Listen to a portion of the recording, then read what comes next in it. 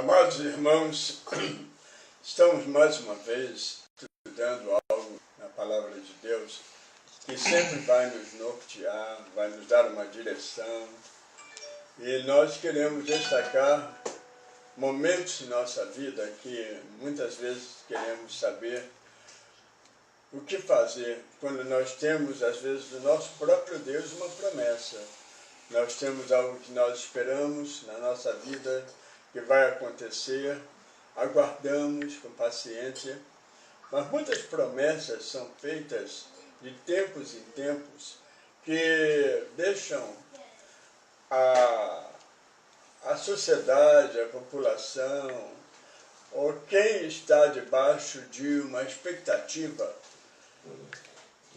algo assim, se vai acontecer ou não vai acontecer. Será que a promessa, o que foi prometido, vai ser cumprido? Principalmente agora em tempos de política. Vocês sabem, aqui nos Estados Unidos, um candidato fez promessas que ia tomar certas providências consideradas drásticas, como o muro de separação do México, drástico como deportar todos os imigrantes ilegais, drástico como acabar com o plano de saúde Obamacare, e depois agora, revendo a situação, está tomando medidas para contemporizar esta situação. Então é uma promessa atemporal, chamada aquela promessa que é para um tempo. Há promessas que foram feitas aqui para os imigrantes em 4 governos, inclusive aprovada no Congresso, a promessa do Partido Republicano que ia já formalizar, deu toda a lei sancionada, e na hora, quando foi para o Tribunal de Contas, ela excedeu as expectativas e cancelaram o plano de rever a situação dos imigrantes. No Brasil também não se fala. Promessa no nosso país é questão quase que interpretada demagogicamente, né? Que antes da eleição uma coisa, depois da eleição não teve nem ajuste, não houve, desapareceu. E as promessas que às vezes nós temos nos nossos negócios, nos nossos empreendimentos, às vezes podem falhar. E a promessa de casamento? Se promete tal, na riqueza, na pobreza, né? Na saúde, né? Ou na doença, promete. Mas promessa sempre tem a ver, eu falo com casais que estão se separando, às vezes por causa da falta de um deles. A falta de cumprimento de um desses dos casais, do esposo ou da esposa, quando ele quebra essa aliança, ele quebrou a promessa. Então a promessa é uma coisa que é feita entre duas partes. Com o nosso Deus é diferente. Graças a Deus que o nosso Deus é diferente. Porque ele faz a promessa, ele cumpre a promessa, e às vezes, muitas vezes, quando não nos é possível alcançar a promessa, então deixa de ser cumprida a promessa. Será que é assim? Não. Não é assim.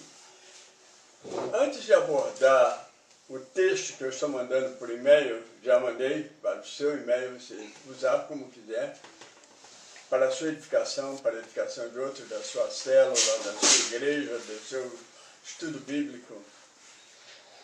Eu gostei muito de uma palavra que o doutor Adriano, nosso médico aqui, cientista também, gosta muito de indagar, que foi mesmo, aquela colocação foi muito boa. Aquela pergunta, poderia dizer? A pergunta é se, baseado nos textos, todos aqueles que se dedicaram a Deus não alcançaram a promessa ou não viram a promessa alcançada? Essa observação foi muito boa, porque lá em Hebreus capítulo 11, que é a galeria dos heróis, né, da Bíblia, né, que preservaram a sua fé, que foram fiéis até o final com o Senhor, de Abraão, Isaac, Jacó, dos profetas todos, de Davi, de Salomão e dos grandes homens de Deus, até chegar ao Novo Testamento e até ao Apocalipse, com João. Nós vemos que ele diz, a palavra de Deus diz, e todos estes, tendo tido testemunho pela fé, não alcançaram a promessa. E a colocação do doutor Adriano é: não alcançaram a promessa ou não viram a promessa alcançada. Não viram. Há uma grande diferença, não é? Eu acho que vocês, por exemplo, veem quadros de que pais criam seus filhos, educam seus filhos, dão melhor seus filhos na educação. Depois eles se casam, ele tem o seu próprio lar, constituem sua família, né? E depois eles têm a sua vocação, têm o seu trabalho, e o pai vai acompanhando. Se o pai deixar de ver aquilo ser cumprido, é um bom exemplo, né? Muitos pais não cansam de ver um filho se formar, ou ter uma especialização, ou empreender alguma coisa conforme... Mas ele sabe que aquilo não foi cumprido para ele, porque ele não viu se cumprir. Um quadro que eu sempre fico um pouco pensativo, e não indaguei muito, nem procuro indagar, deixei na vontade de Deus, mas muitas conjecturas são feitas nesse sentido, foi de Moisés, depois de todo aquele trabalho no deserto, com aquele povo, chega na hora da entrada da terra prometida, né? Deus disse: você não vai entrar na terra prometida. Ele levou para lá o Monte Nebo, né? E lá de cima ele viu aquela linda terra prometida e não entrou. A promessa dele foi cumprida ou não? Foi. Foi cumprida. Porque a promessa não é do homem. A promessa é de quem? De Deus. Ele deu a promessa. E a pessoa se porta ali, não é que ele morreu, enterrou, acabou. Os ossos de Moisés foram até preservados, né? A Bíblia fala isso. Um memorial, não que tivesse nada a ver com os ossos dele, mas um memorial. E é isso que nós devemos nos ater. Hoje o mundo está debruçado em grandes expectativas. A China está ameaçando os Estados Unidos e o próprio Trump sobre o comércio dele com os Estados Unidos, que pode mudar de uma hora para outra. O outro ameaça lá na Coreia do Norte, porque está muito contrariado, vai mandar um míssil. Que a nossa promessa não está no homem, não está na situação dos Estados Unidos com os processos migratórios, não está se o Lula vai ser preso, como toda hora diz, essa semana, fica para a semana que vem, quando é que alguém vai ser chamado, se é esse ou aquele, não é? A verdade está na mídia, né? Quem vai ser preso, quem não vai ser preso, alguém prometeu. O nosso Deus é fiel. O nosso Deus nos conduz. O nosso Deus não tem um plano aqui para nós aqui. A promessa de cumprimento de todas as coisas que Ele tem de melhor para nós é depois desta vida. Não é da morte aqui, física, é a morte que termina um tempo para nós, sim, fisicamente, mas a promessa dele é aquela que vai além, para a eternidade, ela é imorredora. Então vou convidar os nossos irmãos para ler um texto desse estudo para você ver aonde nós queremos enfocar. Doutor Ricardo, por favor, leia o primeiro parágrafo do nosso estudo, por favor. Porque morreram sem alcançar a promessa. Porque Deus não invalida a palavra que diz: toda a carne é como a erva, ou seja, não há homens neste mundo que não esteja sujeito à morte física. O escritor aos Hebreus também demonstra que muitos tiveram uma vida vitoriosa. Como exemplo, podemos citar Moisés, Raabe, Gideão, Baraque, Sansão, Jefté, Davi, Samuel e alguns profetas são exemplos de fé, pois venceram as adversidades confiando em Deus e alcançaram livramento conforme as promessas de Deus ainda em vida, conforme podemos encontrar em Hebreus 11, de 32 a 34. esse texto fala muito a sua pessoa? Sim, com certeza. O que o irmão depreende desse texto? Lhe peguei de surpresa, mas Não. vale a pena reflexionar.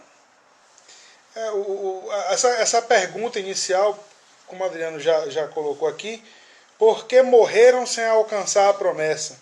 Na verdade, à primeira vista, parece que realmente eles morreram sem alcançar a promessa. Mas o Senhor já antecipou, inclusive, essa questão, essa resposta. A promessa não foi Abraão que fez, não foi Moisés que fez. Foi Deus que fez uma promessa, numa conjectura que esses heróis da fé estavam envolvidos. Mas todas as promessas que Deus lançou, elas se cumpriram. Moisés, ele não atravessou o Jordão, mas a terra foi dada, inclusive, a ele também, porque ele fazia parte do povo. Inclusive, eu acho até que ele falou assim, poxa, o senhor falou, eu estava pensando quando o senhor falou, o Moisés não conseguiu, não atravessou, mas ele foi para o céu muito melhor do que a terra prometida. Então, ele foi até promovido no processo. Se ele fosse atravessar o Jordão, ele ia enfrentar todas aquelas dificuldades que nós sabemos que ocorreram depois que o povo atravessou o Jordão. Exatamente. Então, eu acho que com isso não resta nenhuma dúvida. Quando Deus fala alguma coisa, quando ele projeta alguma coisa, essa coisa ela já se cumpriu. Pelo menos espiritualmente, materialmente, depende da vontade dele e do tempo acontecer. Então a palavra dele não volta vazia, como a própria palavra fala sobre isso. Muito bem, gostei dessa palavra. Agora vejamos aqui o segundo ponto que nós podemos ver, irmão Edson, né? Se nós podemos aumentar a nossa expectativa da compreensão desse texto, no segundo ponto, que fala sobre o amor e a graça de Deus. O amor e a graça de Deus são concedidos por intermédio do Evangelho de igual modo para todos os que creem. Porém, o livramento de Deus diante das agruras desta vida não alcança a todos. Embora muitos tenham recebido bom testemunho pela fé, não foram vitoriosos segundo a concepção humana. A concepção de alguém vitorioso hoje é de uma pessoa bem-sucedida financeiramente, cheia de bens materiais, mas não é assim a vitória que o crente conquistou em Cristo, visto que muitos pela fé viveram maltratados, aflitos e necessitados. Isso demonstra que a promessa de Deus vai além das questões vinculadas aos livramentos com relação às agruras deste mundo, porque não queremos, irmãos, que ignoreis a tribulação que nos sobreveio na Ásia, pois que fomos sobremaneira agravados mais do que poderíamos suportar, de modo tal que até da vida desesperamos. 2 Coríntios 1,8, né? 2 Coríntios 1,8. Paulo falou isso na segunda carta. Quem tem a promessa de Deus, morre. Não teve um que não morreu. Mesmo transladado, como foi o caso de Enoque, né? Ele não viu a morte. Mas ele passou dessa vida para outra, morreu para essa vida e abriu os olhos na outra vida. O corpo dele morreu. O corpo dele morreu, que nós atribuímos a morte física. Não é um empecilho para o cumprimento da promessa de Deus. Nós vemos isso até mesmo no que estamos enfocando sobre a questão da geração, né? De Abraão, Isaac e Jacó. Sempre que eles leem até hoje os judeus na oração, Deus de Abraão, Isaac, Jacó, aquela linha, né? Como estava tão bem vinculada. Como é bom quando os pais criam seus filhos no temor de Deus, ensinam a palavra de Deus, dão essa promessa. E quem viu a série do filme Os 10 Mandamentos, Moisés está passando aqui, mostra que Abraão deu a promessa, Isaac ouviu, Jacó também seguiu, até chegar aos ouvidos de Moisés. E ele contou, foi contando, foi relatando, foi escrevendo. Entende? Isso é a coisa que nos falta hoje.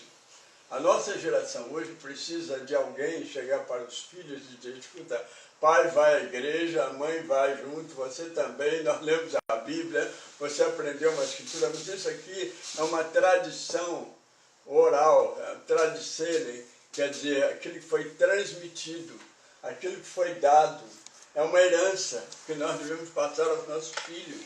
Por isso que essa geração nos Estados Unidos e outras partes do mundo não tem mais nenhum vínculo, eles não têm mais uma esperança, a esperança está em outras coisas que não são realmente seguras, como um alicerce, como uma rocha firme na palavra de Deus, na pessoa de Jesus, naquilo que Deus tem como intenção.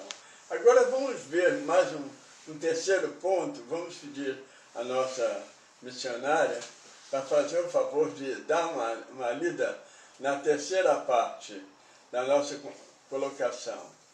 Quem foi mais vitorioso? O evangelista João, que morreu velho, de morte natural, ou Estevão, que foi apedrejado no início do seu ministério? Quem teve maior fé? Moisés, que rejeitou ser chamado filho da filha de Faraó, ou Tiago, irmão de João, que foi morto ao fio da espada? Atos capítulo 12, versículo 12. Pela fé, todos os personagens bíblicos citados anteriormente pelo escritor da carta aos Hebreus morreram sem alcançar as promessas. Abre aspas, e todos estes, tendo tido testemunho pela fé, não alcançaram a promessa. Fecha aspas. Hebreus capítulo 11, versículo 39. Há acepção de pessoas em Deus? Ele é injusto por dar livramento para alguns e outros não? A promessa de Deus não é para todos os homens? A ideia de quem tem promessa não morre surge de uma falta de compreensão sobre o que é a promessa de Deus e como alcançá-la. Para uma melhor compreensão, é preciso entender estes dois versos. Abre aspas. Portanto, não lanceis fora a vossa confiança, que tem uma grande recompensa. Necessitais de perseverança, para que depois de haveres feito a vontade de Deus, alcanceis a promessa. Fecha aspas, Hebreus capítulo 10, versículo 35 e 26, a 26, ou 26 a 35. Abre aspas, não lançar fora a confiança é o mesmo que perseverar na fé. Fecha aspas. Qual é a fé? Ou melhor, qual fé? Ora, a mesma fé que uma vez foi dada aos santos, a verdade do Evangelho, Judas 1, capítulo 1, versículo 3, é necessário a todos que creem na mensagem do Evangelho perseverar, pois esta é a obra perfeita que a fé produz no cristão, a perseverança. Tiago, capítulo 1, versículo 4. A fé sem perseverança é morta, pois esta é a obra perfeita que a fé produz no cristão. Só alcança a promessa de Deus aqueles que fazem a sua vontade. Qual é a vontade de Deus que o homem deve fazer, executar? Sacrifícios, rezas, imprecações, orações, jejuns, etc.? Não. A vontade de Deus é esta, que creiais naquele que ele enviou. João capítulo 3, versículo 23. Então, mais aprofundadamente, podemos dizer que, ainda que possamos alcançar a promessa através das outras gerações, através de uma vida que não termina neste mundo, mas prossegue, ultrapassa e vai a outro mundo. Agora nós estamos naquela área de trabalho, de dedicação. Quanto mais eu procuro seguir a orientação de Deus, é como meu pai me dando uma orientação. Como meu pai me dava orientação quando eu era menino, adolescente e depois de casado. Muitas vezes meu pai disse, meu filho, não vai por aí, isso aí não é um bom caminho. Você vai ter problemas se você continuar tentando, arriscando. Essa orientação sempre é bem fazeja, boa. O Senhor Deus tem uma orientação para nós. Nós, às vezes, somos apressados. Eu sou uma pessoa que não sei esperar com muita paciência. Eu tenho vários defeitos. Eu como muito depressa e, às vezes, minha esposa fica me avisando para slow down, mais devagar, respire e tal. Eu tenho vontade quando vejo um prato gostoso, principalmente na Bahia, né? Uma peixada boa, dá vontade, e às vezes eu me queimo todo, porque aquele alguidar fervendo, que ele vem com aquele camarão, né? Já comeu aquilo? Oh. E aí a gente dá vontade de, né? Mas aquele ali está fervendo ainda, tem que esperar esfriar um pouquinho. É uma figura bem simples, mas o apetite é tão grande, o gosto vem assim, às vezes eu me queimei. E não foi com a pimenta da Bahia, não, foi porque estava fervendo mesmo, e eu não queria esperar. Muitas vezes nós nos apressamos, Deus tem o tempo certo para as coisas dessa vida. Deus tem um plano melhor, às vezes você está indo num plano bom.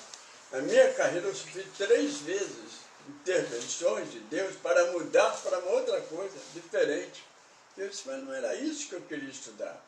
Mas Deus me colocou ali e eu aprendi muito ali para galgar um outro degrau mais alto. A minha saúde também, quantas vezes eu quero tomar uma coisa que faça efeito imediato.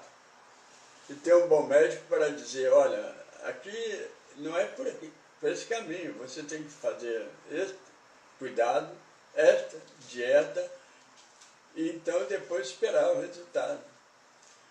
Deus tem os melhores resultados. Ele promete o melhor para nós, mas nós temos que caminhar de uma forma que possamos ter a orientação, onde está o norte fanal, e o oriente, que é o leste.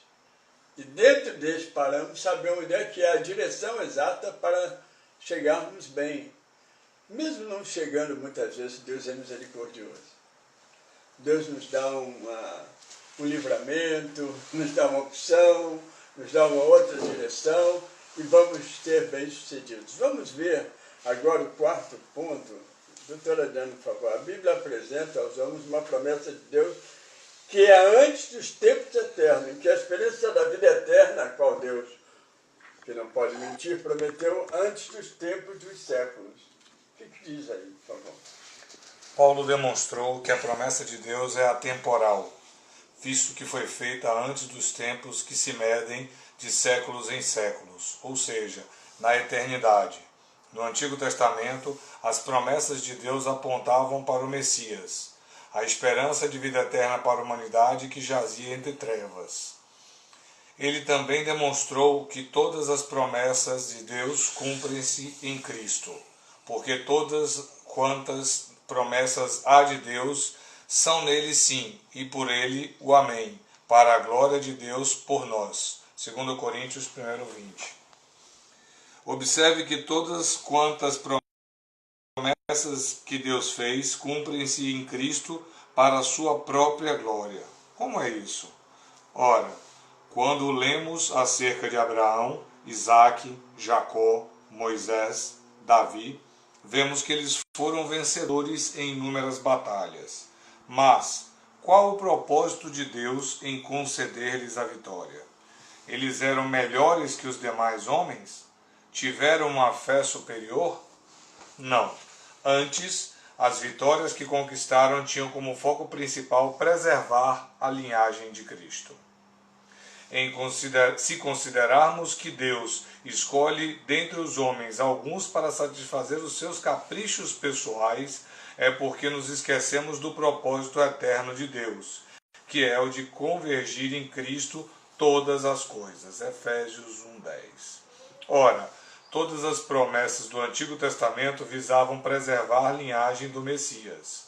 Embora muitos não tenham visto o cumprimento dessa promessa, morreram na fé. Estes que morreram na fé, em alguns momentos de sua vida terrena, foram agraciados com livramentos pontuais. Nós guardamos as promessas do Senhor Jesus no Evangelho de João, capítulo 14. Na casa do meu Pai há muitas moradas. Se não fora assim, eu vô-lo teria dito, pois vou preparar-vos um lugar, para que onde eu estiver, estejais vós também. Promessa imorredoura. Gostaria de dar uma palavra sobre esse enfoque, que, afinal de contas, o plano de Deus, desde o início, era esse, né, de nós alcançarmos uma vida plena, abençoada, e houve desobediência, e Ele mandou Jesus para um cumprimento de uma promessa muito maior. Não é isso? Gostaria de dar uma palavra sobre isso. Se a gente levar em consideração tudo que foi discorrido até agora, a gente teria que todo o Antigo Testamento não viu se cumprir a promessa, porque a promessa foi exatamente o fim do Antigo Testamento, que foi a chegada de Cristo e uma nova aliança. Não há diferença do homem que viveu em relação ao amor de Deus que viveu no Antigo Testamento e o que viveu hoje, embora nós hoje estejamos vivendo numa situação muito mais confortável. A gente já vem com todos os nossos pecados pagos, com todas as nossas dívidas cumpridas. Então é uma vida mais confortável em relação a Deus, mas ela deve ser por isso mais valorizada. Né? Se meu pai me dá mais tranquilidade do que teve meu irmão, eu tenho que ser mais grato ainda ao Pai. Então eu acho que essa gratidão é que a gente tem que cultivar a cada dia, e a ansiedade que a gente carrega por traços pessoais, a gente tem que tentar controlar para esperar o momento exato das coisas. Amém. Que boa palavra. Agora nós queremos pedir à pastora, a nossa pastora aqui, para dar uma palavra sobre o final desse texto que nós lemos João capítulo 14. E Jesus viu os discípulos ansiosos, né? Porque ele falava da expiação já, que ele havia de se entregar, né? E morrer em nosso favor. E eles não entendiam muito e falavam que ia ressuscitar no terceiro dia. Isso na cabeça dos discípulos estava muito confuso, eu conheço isso. Eram homens leigos e não era como Paulo, que já tinha passado, visto tudo acontecido na expiação de Jesus, na ressurreição, e se encontrar com Jesus ao vivo, vamos dizer assim. Mas eles estavam confusos ao meio de muitas coisas que estavam acontecendo. E eu gostaria que a pastora lesse João 14, de 1 a 3, e desse uma palavrinha para nós. Não se turbe o vosso coração. Crede em Deus, crede também em mim. Na casa de meu pai há muitas moradas. Se não fosse assim, eu vou teria dito, vou preparar-vos um lugar. E quando eu for e vos preparar lugar, virei outra vez e vos levarei para mim mesmo, para que onde eu estiver, estejais vós também. Aqui é mais uma promessa de segurança que o Senhor nos dá, né?